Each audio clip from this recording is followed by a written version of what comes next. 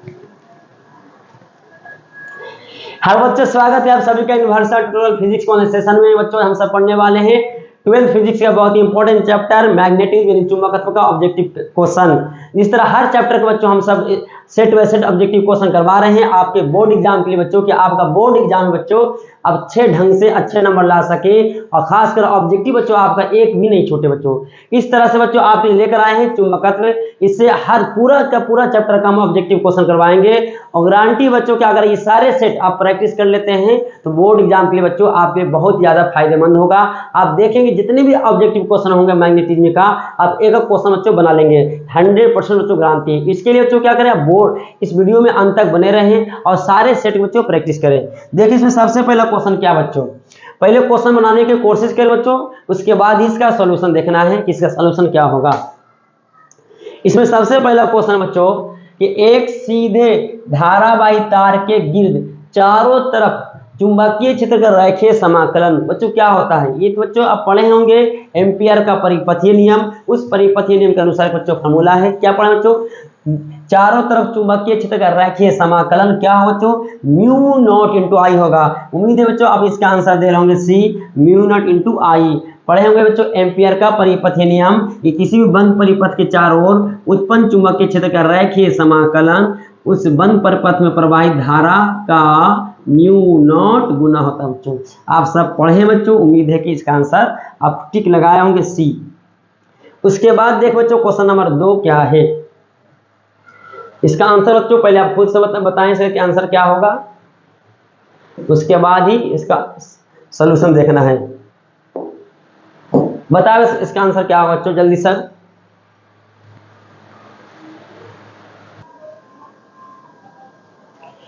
इसका आंसर बच्चों आप बना चुके होंगे। अगर बच्चों आपसे नहीं बना है तो देखिए इसका आंसर क्या होगा। पहले सीखने को बच्चों, किसी चुंबक को लंबाई के समांतर, यानी जैसे चुंबक बच्चों इसके लंबाई ये है, इसके समांतर काटेंगे, n बराबर टुकड़ों में काटने पर प्रत्येक टुकड़े का आघूर्ण बच्चों काटने तो क्या होगा, उस चुंबक की ध्रुव प्रबलता घटेगा। चुंबक के बच्चों क्या काटने से क्या होगा, उसकी जो ध्रुव प्रबलता होगा, इसको संकेत में हम सब क्या लेते हैं P से, इसकी ध्रुव प्रबलता क्या बच्चों घटेगा। अगर हम दो बराबर टुकड़ों में काटते हैं तो दो चुंबक की ध्रुव प्रबलता क्या होगा P/2 P/2। लेकिन यहाँ दो बराबर भागों में नहीं काटा बच्चों, कितना भागों में काटा है, n टुकड़ों में काटा है। बताइए तो प्रत्येक टुकड़े का ध्रुव प्रबलता कितना होगा। अगर n बराबर टुकड़ों में काट दिया जाए तो प्रत्येक टुकड़े का ध्रुव प्रबलता क्या बच्चों वही रहेगा, तो नहीं सर, ध्रुव प्रबलता क्या होगा ना, घट जाएगा, क्योंकि शक्ति इसका घट जाएगा। ध्रुव प्रबलता क्या होता है, आकर्षण करने की क्षमता, शक्ति, तो घटेगा। इसका संकेत क्या लेंगे P, जो पहले अब पहले मान लो P डैश था, पहले कितना तो था P होगा, अब उसके बाद P बटा क्या लिखेंगे बच्चों n लिखेंगे। पहले P था तो अब कितना हो गया P बटा n हो गया। यहाँ पे डैश लगा दी बच्चों, डैश। यहाँ पे देखो बच्चों क्या होगा, उसके बाद क्या था चुंबकीय आघूर्ण क्या होगा, तो m का मान, अब m डैश किसी चुंबक के, हाँ तो यहाँ पे क्या बच्चों तुम पढ़ा होगा P गुना इंटू L। लंबाई नहीं बदलेगा बच्चों, क्यों नहीं लंबाई बदलेगा, क्यों इसलिए लंबाई नहीं बदलेगा क्योंकि लंबाई के अनुदिश काटेंगे तो प्रत्येक टुकड़ा की लंबाई पहले L है, तो अब भी काटने पर भी कितना होगा बच्चों L ही होगा, क्योंकि आप समांतर टुकड़ों में काटे। तो अब अगर इसका इस टुकड़े की लंबाई देखा तो ये भी L, यहाँ से भी बच्चों L होगा, तो बच्चों यहाँ पे L वही रहेगा लेकिन ध्रुव प्रबलता जो बदल जाएगा। तो P डैश लिखे हैं, अब फॉर्मूला पढ़े होंगे, ध्रुव प्रबलता गुना लंबाई P into L। P dash का मान P बटा n आएगा into L। P into L पहले वाला चुंबकीय आघूर्ण होगा बटा में n, और बाद में चुंबकीय आघूर्ण जो होगा प्रत्येक टुकड़े का, पहले चुंबकीय आघूर्ण बच्चों m माने, अब उसको n टुकड़ों में काटा गया, समांतर काटा गया, लंबाई नहीं बदलेगा लेकिन ध्रुव प्रबलता, उसकी शक्ति, आकर्षण करने की क्षमता घटेगा। और कितना घटे बच्चों P/n हो जाएगा। दो भाग में काटेंगे तो P/2 होगा, n भाग में काटे तो P बटा n हो गया। इसलिए अब चुंबकीय आघूर्ण क्या बच्चों m डैश लिखे हैं, ध्रुव प्रबलता गुना l लंबाई, तो ध्रुव प्रबलता बच्चों बदल गया, टुकड़े का निकारण चुंबकीय आघूर्ण इंटू l, लंबाई तो वही रहेगा। P डैश का मान P बटा n होगा, टुकड़े का ध्रुव प्रबलता P बटा n, इंटू एल। तो P इंटू एल बच्चों क्या है, चुंबकीय चुंबक का गुण होगा P इंटू एल, पहले वाला। पहले का चुंबकीय गुण कितना होगा बच्चों, P इंटू एल। मान लो कि तुम सबको पूछेगा M कितना पहले से था, P इंटू एल था, बाद में P कितना हो गया था, P डैश P बटा N हो गया, तो M डैश M बटा N आया। तो इसका आंसर क्या होगा बच्चों, ऑप्शन को होगा E। तो ये आप लिख सकते हो बच्चों, उम्मीद है कि आपको समझ आ रहा होगा। ये पहले वाला चुंबकीय गुण है। उसके बाद क्वेश्चन नंबर कितना है बच्चों, 3 नंबर। वीडियो को रोककर बता सकते हैं, इसको बनाने की कोशिश बच्चों करें, वीडियो को रोककर। उम्मीद है कि आप बनाए होंगे। तो कहेंगे सर ये क्वेश्चन में कुछ छूटा हुआ, गैल्वेनोमीटर का प्रतिरोध जी दिया है, ठीक है।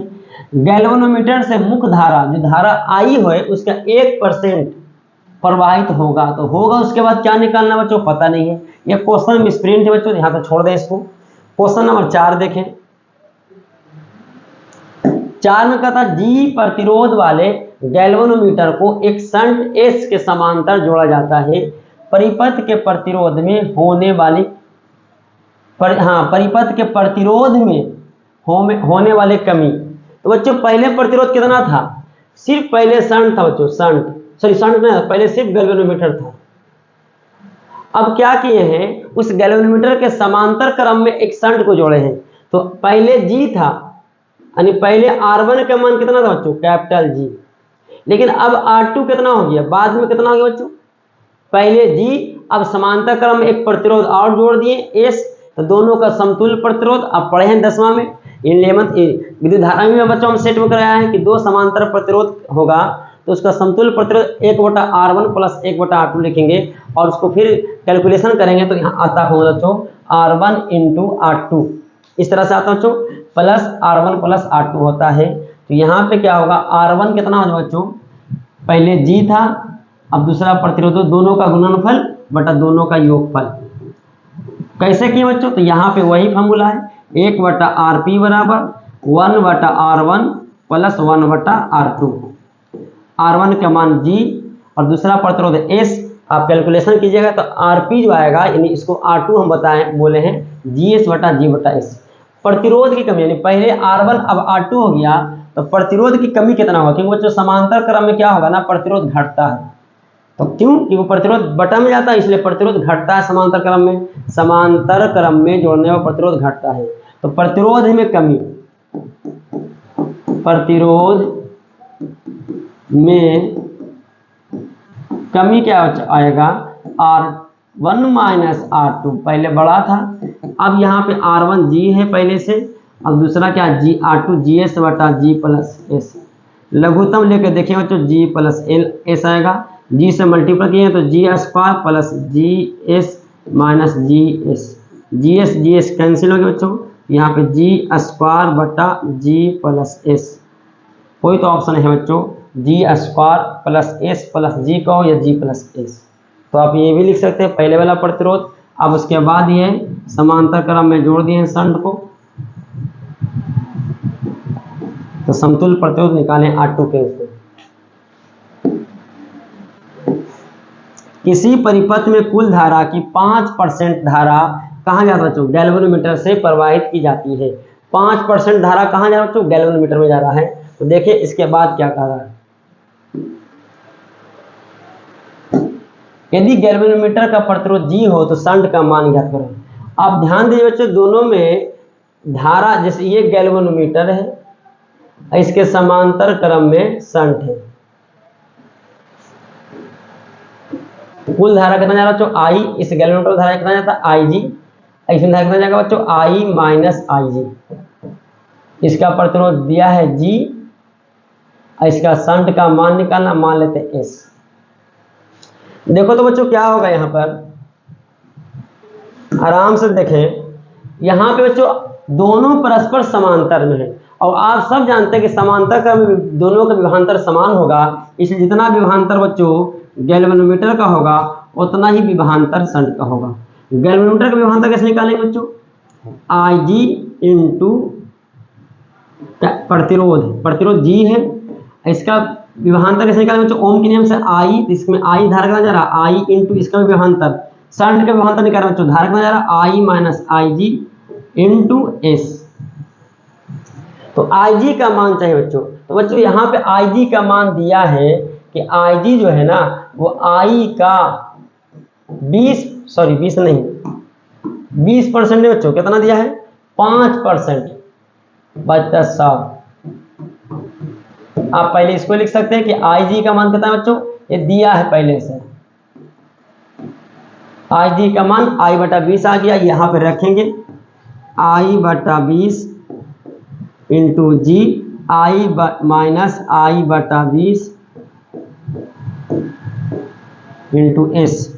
तो यहाँ पे देखो बच्चों I/20 इंटू जी, 20I माइनस आई तो 19I लघुत्तम लेके देखिएगा बटा 20 into S, 20 cancel, I cancel.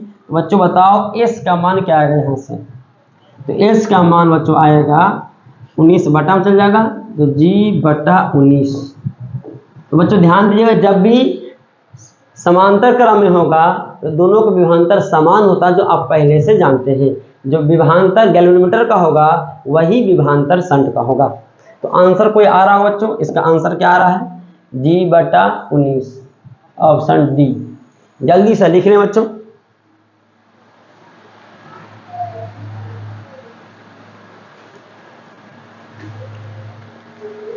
उसके बाद क्वेश्चन क्या बच्चों, समान संकेतों में चल कुंडली में सुग्राह्यता का मान। सुग्राह्यता का मान बच्चों फॉर्मूला है, पढ़े हैं आप चल कुंडली में, C/NB इंटू ए। ऑप्शन बच्चों आ गया ए। आगे क्या कहता बच्चों, गैल्वेनोमीटर से प्रवाहित धारा। जल्दी बताओ बच्चों क्या इतना आंसर होगा,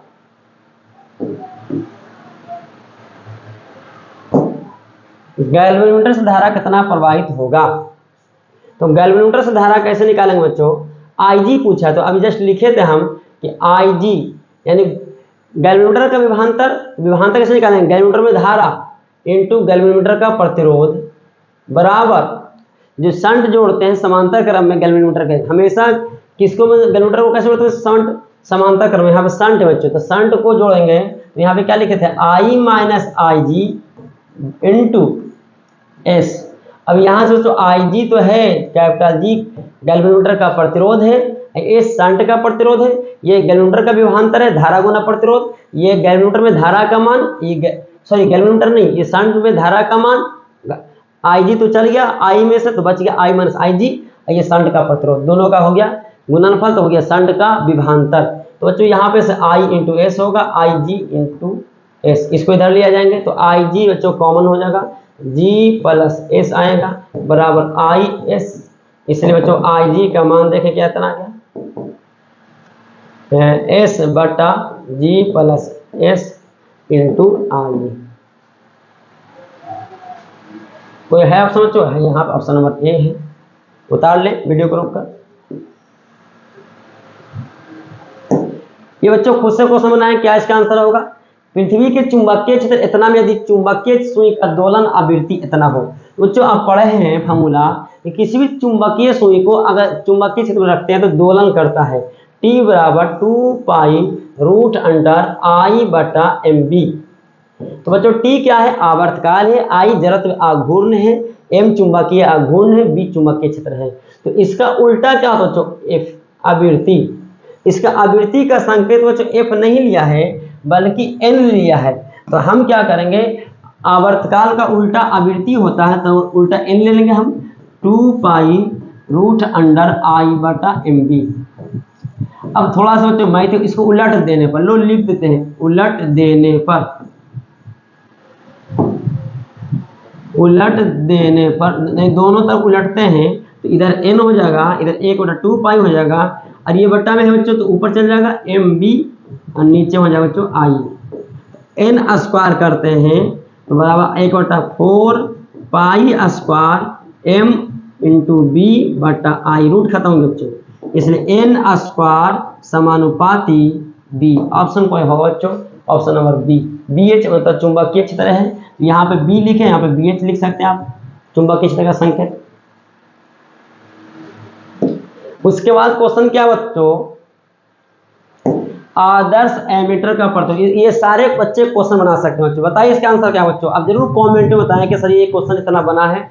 आप जो भी बच्चे सेट प्रैक्टिस करते हैं आप जरूर कमेंट में बताएं बच्चों कि सर 35 क्वेश्चन में इतना क्वेश्चन डिस्कशन किए हैं, क्योंकि आपको पता है बच्चों कि 70 ऑब्जेक्टिव में बोर्ड एग्जाम में 35 क्वेश्चन पूछे जाते हैं और आपको 35 क्वेश्चन ही प्रैक्टिस करवा रहे हैं। तो आप देखें कि 35 में सर आपसे कितना बनता है, जितना बनता है बच्चों कॉमेंट जरूर करें कि सर 35 में इतना क्वेश्चन हमसे खुद से बन रहा है, बाकी दिक्कत हो रहा है तो उसको सोल्यूशन देखते हैं तो समझ में आ रहा है, उसको प्रैक्टिस करेंगे तो बोर्ड एग्जाम बच्चों आप बना लेंगे।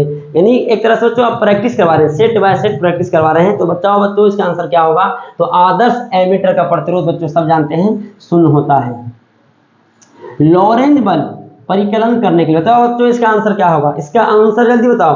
तो लॉरेंज बल क्या बच्चों? विद्युतीय बल और चुंबकीय बल, यानी q e plus q v cross v, ये विद्युतीय बल ये चुंबकीय बल, दोनों का योगफल।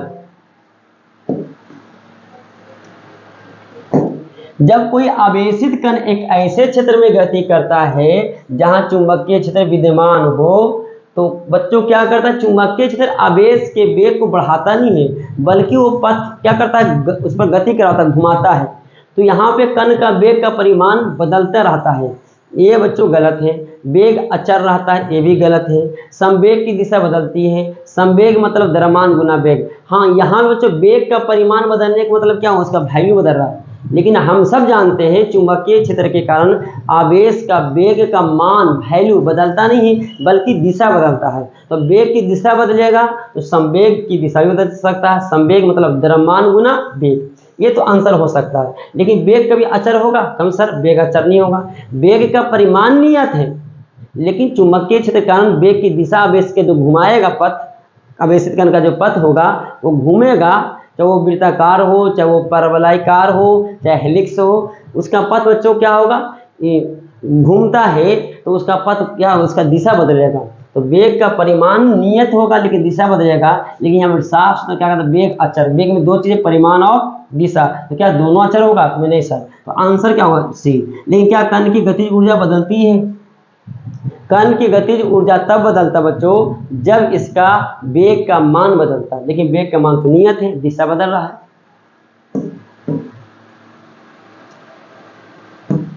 एक इलेक्ट्रॉन क्षैतिज तल में पूरब दिशा में गति कर रहा है। एक चुंबकीय क्षेत्र ऊर्ध्वाधरता नीचे की दिशा में विद्यमान हो तो इस चुंबकीय क्षेत्र द्वारा इलेक्ट्रॉन पर बल लगाया जाएगा। बच्चों आप क्या करें, आपको हम पढ़ाए हैं चुंबकीय बल का फॉर्मूला F बराबर क्यू भी क्रॉस बी। तो दक्षिण हस्त नियम से निकालेंगे। अगर क्यू पॉजिटिव होगा तो अंगूठा जिस दिशा में आता है दक्षिण हस्त नियम के अनुसार उधर ही चुंबकीय बल की दिशा होगा। अगर क्यू नेगेटिव होगा बच्चों तो जिधर अंगूठा आएगा दक्षिण हस्त नियम के अनुसार उसके ठीक विपरीत दिशा में चुंबकीय बल की दिशा होगा। तो बच्चों बताओ आवेश जो गति कर रहा है भी का दिशा किधर है? पूरब की ओर। आप सब भी देखें पूरब किधर है बच्चों? तो पूरब में क्या कीजिए बच्चों? उंगली फैलाएं, 4 उंगली दिख रहा है, फैलाएं। तो पूरब हमारे बच्चों इधर है तो इधर फैलाएं। और मोड़ना किधर बच्चों? सभी उंगली को मोड़ना है चुंबकीय क्षेत्र के नीचे।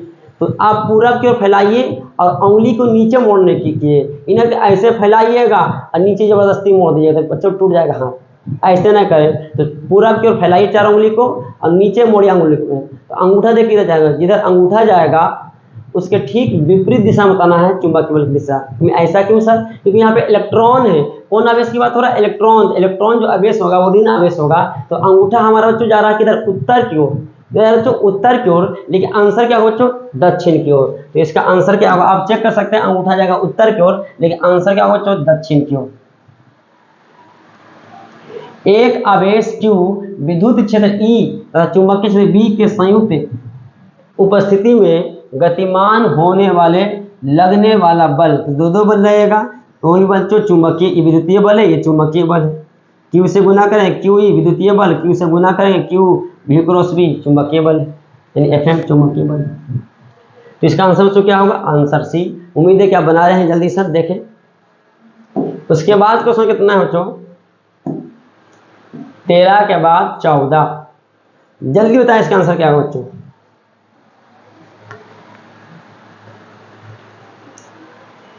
तो इसका आंसर बता रहे हैं बच्चों कि एक गैल्वेनोमीटर को वोल्ट मीटर में परिवर्तित किया जा सकता है। आप सब पढ़े बच्चों, बताइए जल्दी इसका आंसर क्या होगा? आप सबको अच्छे ढंग से सिखाएगा बच्चों। अगर आप बाहर के भी बच्चे, आप कहूँ और भी क्लास के बच्चों, तो आप पढ़े होंगे कि वोल्ट मीटर को गैल्वेनोमीटर को वोल्टमीटर बदलने के लिए क्या करते हैं, उच्च प्रतिरोध को श्रेणी क्रम में जोड़ते हैं। सही आंसर आप बता रहे हैं बच्चों, उम्मीद है। श्रेणी क्रम में उच्च प्रतिरोध को जोड़ते हैं। गतिशील आवेश उत्पन्न करता है। आप सब जानते हो विद्युत क्षेत्र भी और चुंबकीय क्षेत्र दोनों, चुंबक विद्युत क्षेत्र दोनों। यहाँ पे गलती से लिखा गया बच्चों विद्युत चुंबकीय, ऑप्शन नंबर ए और बी दोनों। जब किसी एमीटर का शंट किया जाता है, शंट जब भी करते हैं उसको समांतर क्रम में करते हैं।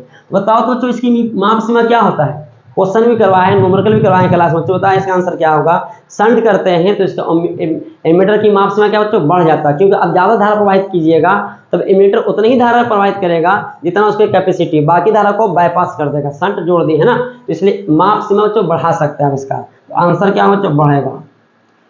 10 एम्पियर पहले माप रहा था, 20 एम्पियर भेज दीजिए। तो 7 एमीटर की क्षमता तो 10 एम्पियर, क्या होगा वो 10 एम्पियर ले जाएगा, बाकी 10 एम्पियर क्या करेगा, बाईपास करेगा, शंट से पास करेगा।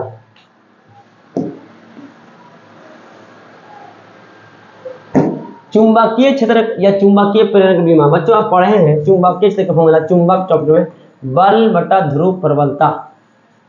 अब बल का बीमा क्या होता है बच्चों, mL T (-2) और ध्रुव प्रबलता होता है क्या होता है बच्चों, धारा गुना लंबाई। चुंबक में प्रवाहित धारा गुना लंबाई। धारा का संकेत बच्चों I, लंबाई का बीमा L। L से L कट गया बच्चों, तो काटेंगे तो m यानी L नहीं हो तो क्या होगा, L⁻0 कुछ नहीं है, 1 हो जाएगा, और T⁻-2 I ऊपर जाएगा तो -1। ऑप्शन देखे बच्चों कोई होगा इसमें कि नहीं, देखे थे तो सर I है यहाँ पे। हाँ I की जगह बच्चों क्या लिख सकते हैं, यहाँ इसकी जगह पर क्या लिख सकते हैं, A भी लिख सकते हैं।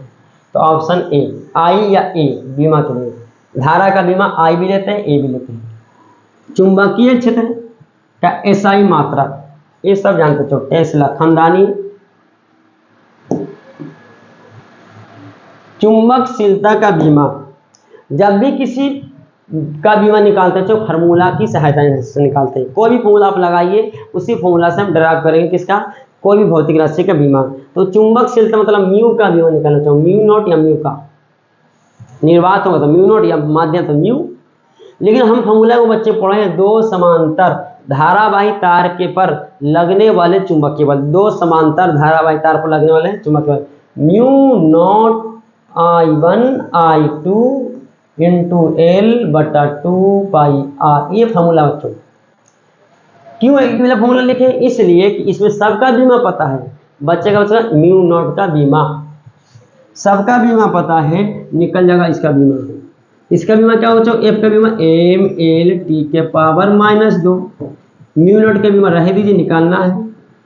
I1 का भी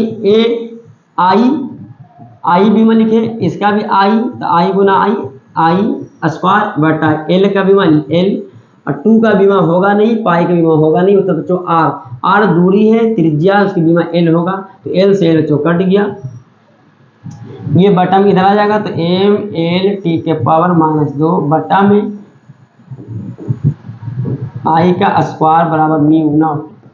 इसमें तो बच्चों म्यू नॉट का बीमा क्या आया, mL T⁻-2 I⁻-3। Option number A, जल्दी से लिख ले। 20 में कहा था बच्चों कि समरूप वेग से चलायमान आवेश उत्पन्न करता है। बार बार रिपीट किया है। विद्युत क्षेत्र क्या, चुंबकीय क्षेत्र केवल नहीं, तो विद्युत चुंबकीय क्षेत्र दोनों। Option C. tan A मतलब अक्ष वाला बात कर रहा है, tan B मतलब निरक्ष स्थिति में, अक्षीय और निरक्षीय स्थिति, दूरी कितना जो r लेते थे तो d है। चुंबकीय क्षेत्र क्रमशः, ये अक्ष वाला चुंबकीय क्षेत्र बच्चों, ये निरक्ष वाला है, तो पढ़ा होगा म्यू नॉट बटा 4π 2md में आया है। ये बच्चों फॉर्मूला पढ़ाए थे, यहाँ पे r - l लिए थे, यहाँ पे d² - l² का पावर 2 चलेगा। ये अक्ष वाला है बच्चों, ये निरक्ष का फॉर्मूला है।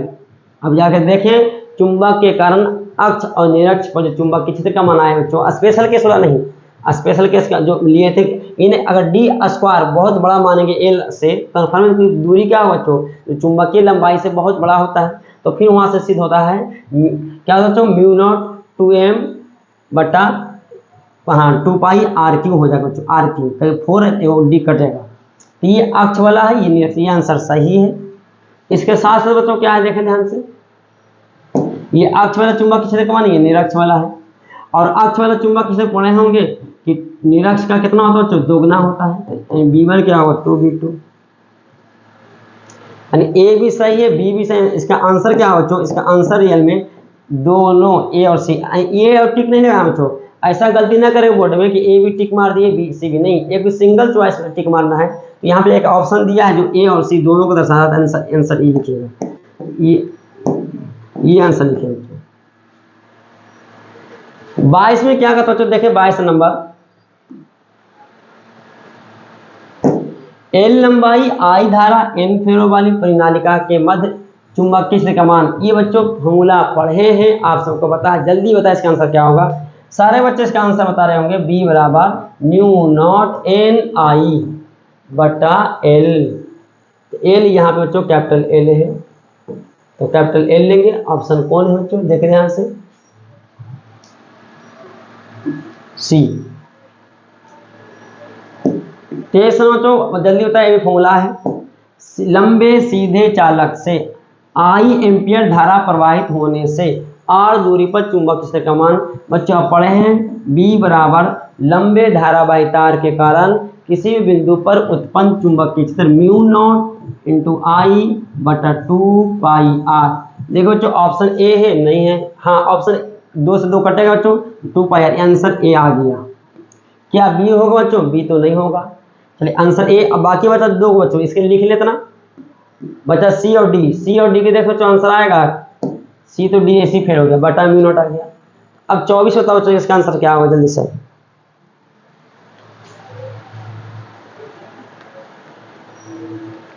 24 का आंसर क्या होगा, साइक्लोट्रॉन किस कण को उच्च ऊर्जा तक त्वरित करने के लिए उपयुक्त नहीं है। यानी साइक्लोट्रॉन का काम हम सब बच्चों क्या है पता है, कि आवेशित कण को त्वरित करना, लेकिन कहता है उच्च ऊर्जा तक, जिसके ज्यादा एनर्जी तक त्वरित करने के लिए किसको उपयुक्त नहीं है, प्रोटॉन को, न्यूट्रॉन को, इलेक्ट्रॉन, अल्फा कण।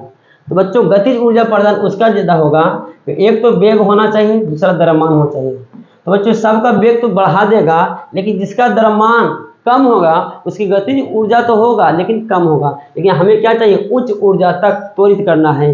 तो इसके लिए प्रोटॉन को तो कर सकते हैं, न्यूट्रॉन को भी कर सकते हैं, इससे भारी होता है, इलेक्ट्रॉन को, अल्फा कण को भी कर सकते हैं, ये तो हीलियम का और नाभिक और भारी होगा। लेकिन बच्चों इलेक्ट्रॉन को उच्च ऊर्जा तक त्वरित नहीं कर सकते हैं, क्योंकि इलेक्ट्रॉन का द्रव्यमान बहुत कम होता है। तो गति तो ज्यादा होगा लेकिन द्रव्यमान कम होने के कारण उच्च ऊर्जा तक त्वरित नहीं कर सकते हैं। तो इसका आंसर क्या हो, नहीं पूछा, उपयुक्त नहीं है। अगर होता तो ए सी डी सब हो जाता, नहीं, किसको त्वरित उच्च ऊर्जा से नहीं कर सकते, इलेक्ट्रॉन को।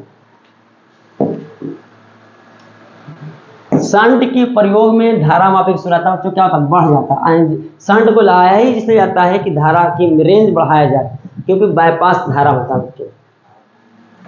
गैल्वेनोमीटर का वोल्ट मीटर बनाने के लिए सिंपल सा, फिर वही बच्चों रिपीट किया है, गैल्वेनोमीटर को वोल्ट मीटर बनाने में जरूरत होता है उच्च प्रतिरोध की निम्न प्रतिरोध। सब बताया बच्चों आंसर उच्च प्रतिरोध का, अब जस्ट बताए भी थे। विद्युत धारा के चुंबकीय प्रभाव की खोज किसने किया बच्चों, सबसे पहला टॉपिक था विद्युत धारा का चुंबकीय प्रभाव में सबसे पहले क्या पढ़ा था, ओस्टेड का नियम। बता रहे हो बच्चों, आंसर इसका बी सही आंसर। चलिए बच्चों एक सिंपल सा क्वेश्चन फिर आया है, चुंबकीय प्रेरण की बीमा क्या है। तो चुंबकीय प्रेरण के बताए थे बीमा, चुंबकीय क्षेत्र, तो चुंबकीय क्षेत्र बीमा था ML0 T के पावर -2 और A के पावर -1। तो यहाँ आंसर बच्चों आ गया ए। अभी जस्ट बताए थे हम, चुंबकीय प्रेरण बीमा बताए थे। एक गैल्वेनोमीटर को अमीटर में बदलने के लिए, अब बताओ बच्चों गैल्वेनोमीटर को बदलना है एमीटर में, कैसे बदलेंगे, तो आप सबको पता है, इसका आंसर बता दिए होंगे। ये सर अल्प प्रतिरोध को समांतर क्रम में जोड़ते हैं, यानी समांतर क्रम में निम्न प्रतिरोध को क्या करते हैं, जोड़ते हैं। Answer b. चल कुंडली गैल्वेनोमीटर में प्राप्त धारा का मान विक्षेप के समानुपाती होता है बच्चों, आई समानुपाती थीटा।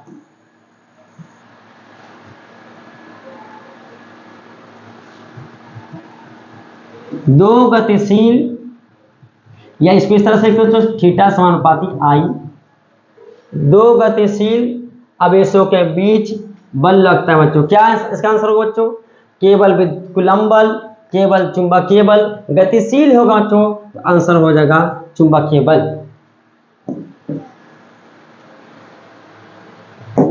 एक 5 टेस्ला, तो 5 टेस्ला का चुंबक से, टेस्ला का दूसरा मात्रा है वेबर पर मीटर स्क्वायर।